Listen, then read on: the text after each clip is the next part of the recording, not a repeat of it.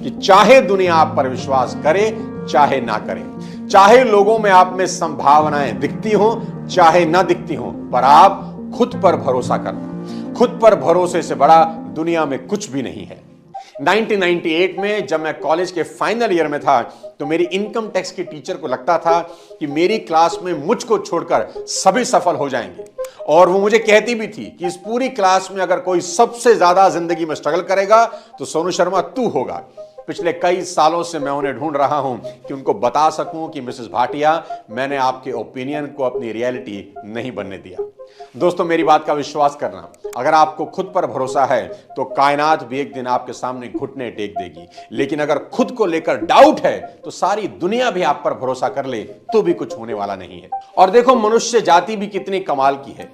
पेड़ पर धागा बांधकर विश्वास कर लेती है कि कुछ अच्छा हो जाएगा, सूरज पर विश्वास है कि जल दिया है तो काम बनेंगे, चांद पर विश्वास है कि व्रत रखा है तो उम्र लंबी होगी, 40 करोड़ लोग कुंभ पहुंच गए स्नान करने इस विश्वास के साथ कि अगर डुबकी लगा ली तो सीधा मोक्ष की प्राप्ति होगी। कितनी हैरान करने वाली बात है ना कि आपको सितारों पर, ग्रहों पर, उंगली में पहनी अंगूठी पर, काले लाल पीले धागों पर विश्वास हो जाता है, पर ईश्वर की सबसे नायाब रचना आप खुद हैं, आपको खुद पर विश्वास नहीं होता। आपको लगता है कि जो चीज आपका भविष्य बना सकती है वो कहीं बाहर है, पर मेरी बात ध्यान से सुनिए, जो चीज आपका भविष्य बना सकती है वो कहीं बाहर नहीं है, आपके भीतर ही है, और वो है आपका खुद पर विश्वास।